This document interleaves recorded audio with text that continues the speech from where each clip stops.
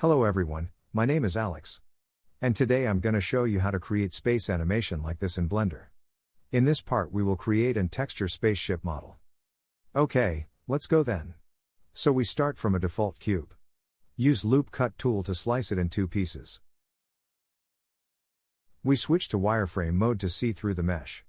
Now delete the right half. Apply mirror modifier to make it symmetric. Don't forget to enable clipping to make sure your faces stick to the center axis.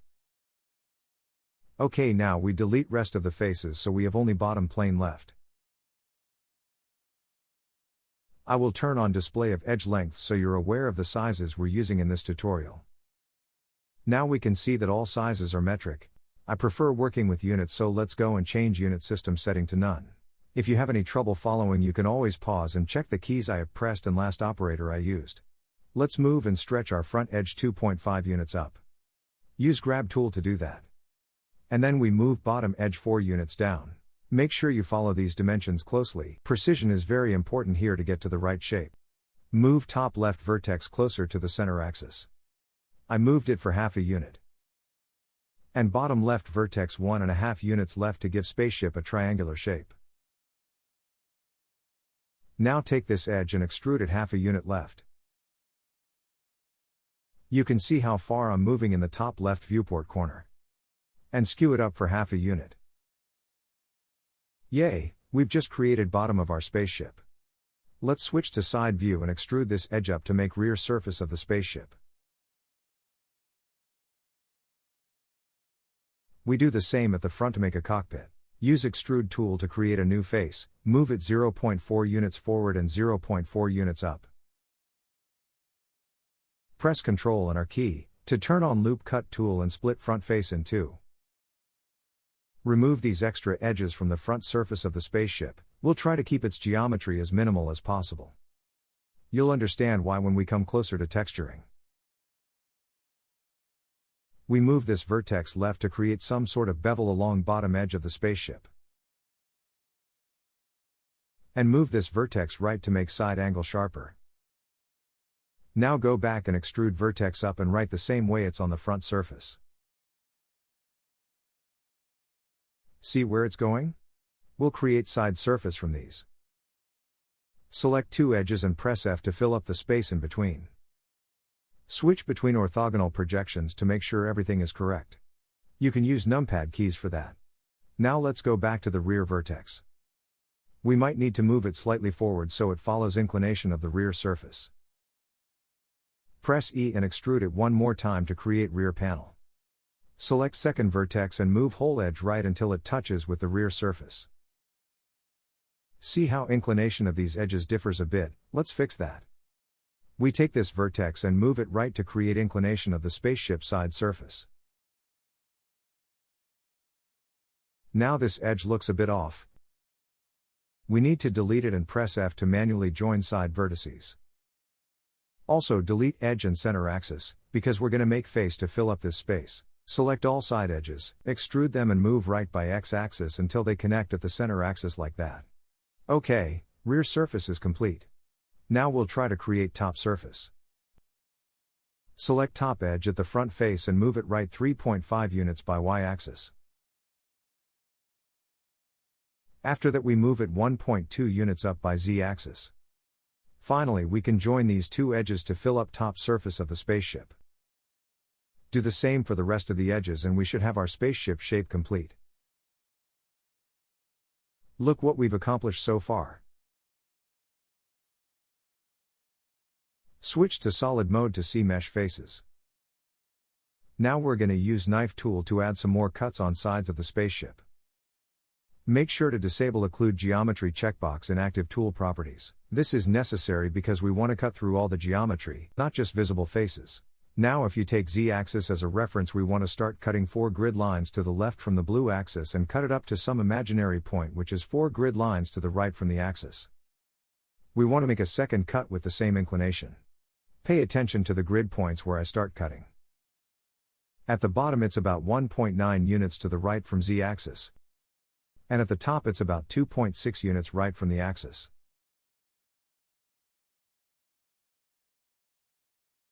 Okay, now we press Ctrl R to activate Loop Cut tool and slice Spaceship through. We're done with modeling basic shape and it's time to shade smooth it. To do that, select all faces and go to the mesh menu here and select shading, smooth faces. Okay, we also need to recalculate normals outside because they are probably messed up. Last touch is to remove all double vertices we have accumulated during modeling process. Now go to the Object Data Properties and look for Auto Smooth option in Normals panel. We need to enable that to make sure we don't smooth perpendicular surfaces of the spaceship. Looks much better. Okay, now let's add some details to our cockpit. We need to create windows, and to do that we can use Inset tool. Select side face of the cockpit and press I to activate the Inset tool. Now move the mouse and see how face insets to create frame of the window. I'm not sure about exact numbers, but if you want to be precise, just look at the edge sizes on the screen and try to replicate that. Do the same for front surface of the cockpit. Remember to look for the edge sizes if you want to be precise. Now here's a problem. Looks like we have two windows on the front. We must get rid of this face and push this edge closer to the center axis until it joins in the middle. We're done with the cockpit windows. Okay, we can use the same Inset tool to add more details to the rear surface of the spaceship. Select all rear faces and press I to activate Inset. Move it in to create frame around.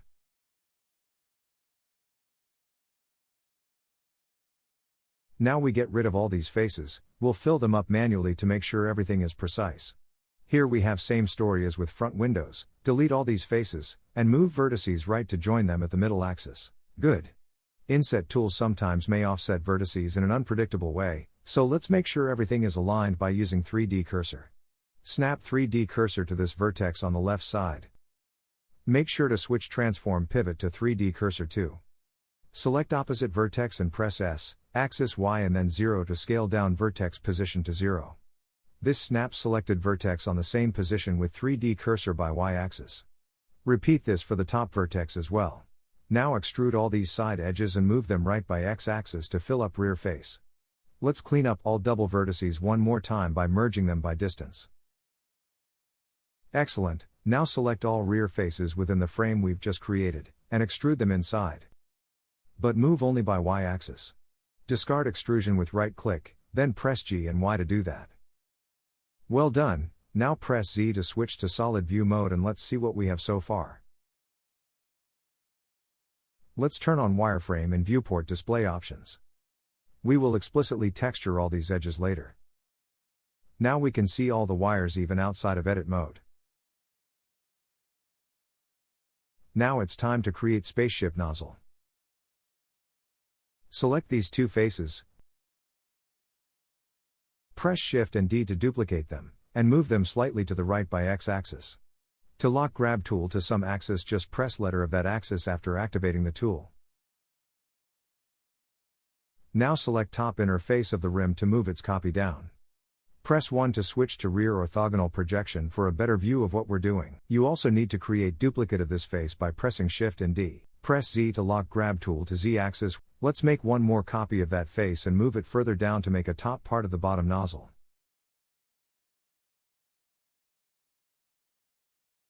Seems like this face is occluded by the rear surface. Let's bring it outside by moving it by Y-axis.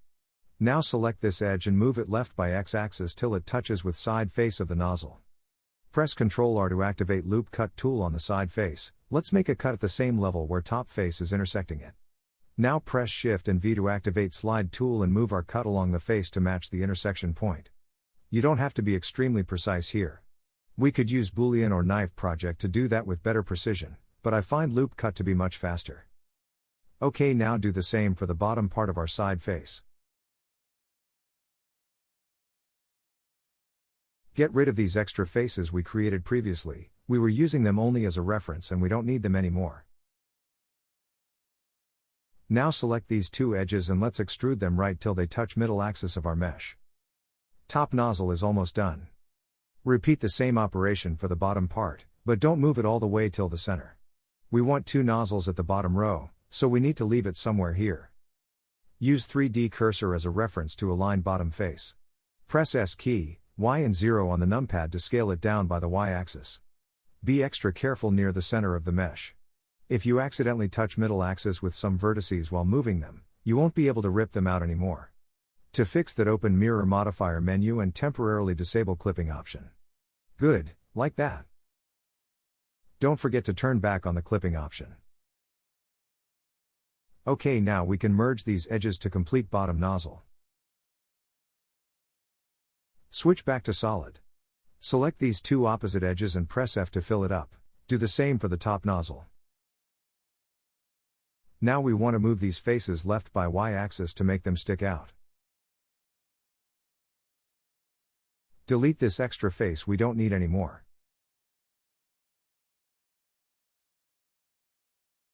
Let's taper down nozzle ends by moving these edges left by half a unit. Do the same for the opposite side of the bottom row. Nicely done. Now we can use Inset tool on the nozzle to extrude it inside. Check these edge lengths if you want to achieve the same size. Do it for the bottom nozzle as well. Check edge lengths to make sure you have same frame dimensions for both nozzles. Collapse this face to join top nozzle in one piece. Select inner faces and inset them one more time. This is the inner part we're going to extrude. You can type in exact numbers from the numpad while Inset tool is active. Let's try entering exact inset numbers on the bottom nozzle. For this face we'll use 0.05. After typing in numbers from numpad, don't forget to press enter to confirm. Don't forget to collapse this face too. Remember, we want top nozzle without any borders in the middle. Okay, now select both faces and let's move them inside. You can switch to side view by pressing numpad 3. Switch to wireframe to see what we're doing. And move these faces right by Y-axis for about 1/10 of a unit. Well done. Nozzles are finished. Let's move on. Now let's create exhaust effect. Select all inner nozzle faces and press Shift D to duplicate them, and P to rip them out into a new object. Now extrude top nozzle about 3 units down.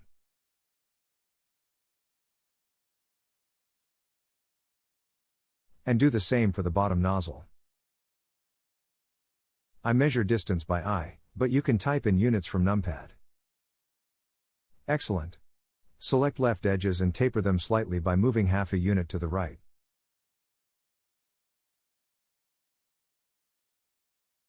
Now let's change transformation pivot to bounding box, and scale down these faces by factor of 2. We scaled by all axes, and now we better fix rear end of exhaust to be less sharp. Remember to lock transformation axis by pressing Y. And let's move these vertices right to make it look more symmetric.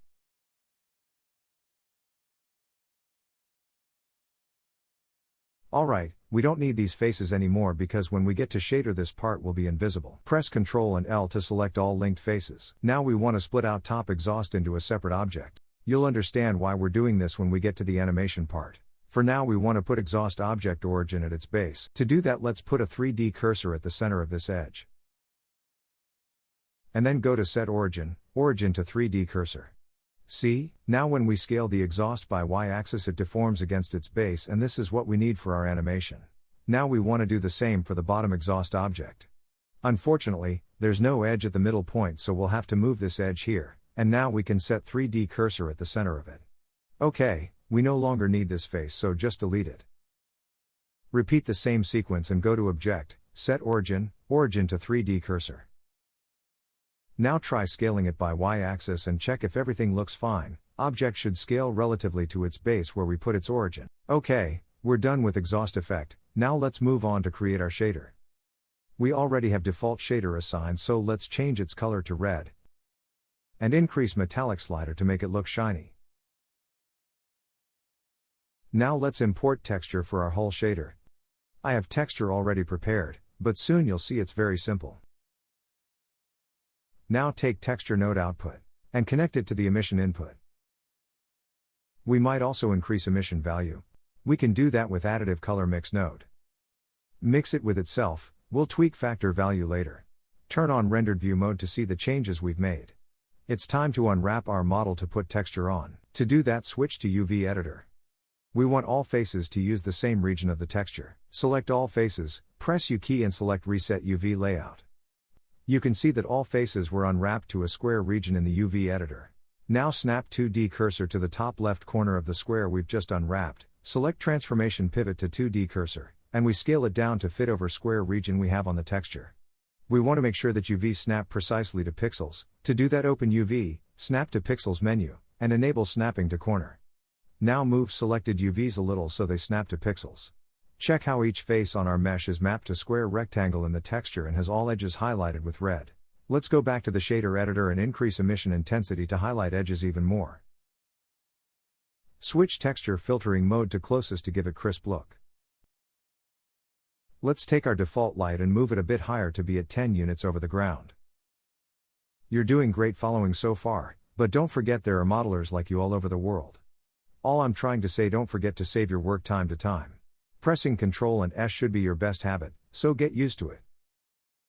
Let's create shader for the exhaust effect. First, duplicate existing material to make sure we don't affect other meshes while tweaking. And let's call it exhaust. Also, give proper name to the whole shader. Organizing your stuff well is a key to success. Let's get rid of these two nodes we copied from the whole shader, we don't need them anymore. Okay, we want to import effects texture and hook it up to the emission shader. I have effects texture prepared for the exhaust, it's very simple as well. We will try to create yellow to red gradient which is fading to alpha. To do that, we also need to add transparent BSDF. And mix both shaders through Add Shader node. Don't forget to connect your shader to the surface socket of the material output node so we can see the result. It looks like we need to assign exhaust shader to the bottom row as well. At the moment it looks pitch black, this is because we haven't turned on alpha blending yet. Go to Material Settings and find Blend Mode option there, switch it to Alpha Blend. We also need to shadows to be cast from this effect, so disable it by setting Shadow Mode to None. Okay, let's switch to the UV editor now. And check how we need to adjust our UVs. Here's the effects texture we previously imported. This time we don't just reset UVs, but we use Project from Top View option. Now we need to move these UVs over that red gradient we have on the texture. Check one more time that we have UV snapping enabled. Now we can easily align UVs to texture pixels. Move UVs to make sure they are not skewed and all sides are perpendicular. Okay, now we scale down all these UVs to cover the gradient we have here. We want to place UVs to cover all gradient from top to bottom. Now we must do the same for the bottom exhaust. Project UVs from view and place them over the red gradient. Nice and clean, just like that. You immediately can see the result. We don't need to display wireframe anymore. So let's go and turn it off in Viewport Display Properties. Do this for hull mesh as well. We're done with UV unwrapping, but look, something's not right. It's time to fix some UVs to get rid of seams in the middle of cockpit windows.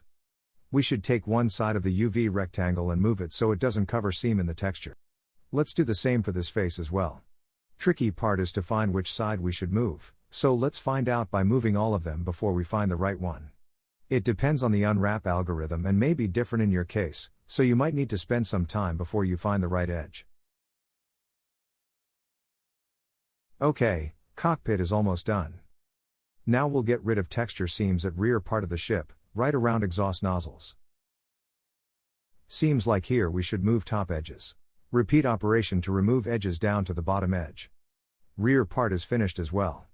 But we still can see that some edges are too wide. Here comes the most tedious part. We will try to improve the way these textured edges look. Right now you see that rectangular face is mapped to a square, which is not quite right. Let's move it over rectangular shape on the texture and see what happens. Okay, it looks much better. Now we need to rework all rectangular faces and map them to similar shapes on our texture. That's why we have all kinds of shapes here. Continue tweaking UVs to map faces to a more appropriate shape on the texture. This bottom face is quite narrow, That's why we'll try to map it to the longest shape we have on the texture. Here we might have the same issue as we had when removing extra edges. You need to make sure to align faces properly to the UV region. We should pay extra attention only to the rear faces, because only these will face our camera in animation. I know it's a hard work, but remember there's no limit to perfection. Let's move exhaust away so it doesn't obscure our view. I see that we should unwrap these faces as well. Let's project it from view and scale it down to the top side of the gradient we have there. Rotate it 90 degrees so it's aligned properly with the gradient. Do the same for the bottom exhaust. Project from view and scale to fit over red gradient. Rotate if necessary, gradient should go from up to bottom. Now look right here, top nozzle has seams in the middle and that's not what we want. Let's fix nozzle UVs, to remove that edge seam on the center axis. Continue working on other nozzle faces. Remember what I said about mapping faces to more appropriate shape on the texture. We should definitely move it down to map it to a rectangle. These narrow faces also should be remapped to a rectangle. We map these faces to smaller texture rectangles to make seams look thicker. Okay, maybe we don't need to realign all the UVs, especially in such places. Pay attention to the most visible ones. Precision is not all that necessary if you can save up time on regions you won't ever see on the render. So it's up to you to decide, but in this tutorial I'm gonna move and realign most of them. Mirror modifier is a real time saver. Without it we'd have to do twice the work. I'm sure with some imagination we could come up with even faster ways, but this time the best I could do is to brute force them all. Sometimes I'm too lazy to think. Write in comments how would you speed up such mundane work. One idea which comes to mind is to duplicate and move already fixed faces. I mean, we have quite similar nozzles, so maybe by just fixing top one and transforming it into second row nozzle it would do the trick. You can try that in your own run. Now it looks almost perfect. You can rewind back a few minutes to compare what we had and what we've got now. Since we're done with fixing nozzle UVs, let's move these exhaust meshes back. Seems like we forgot to remove edge seam from the top nozzle, so let's do this right now, and this will be our final touch before we wrap up.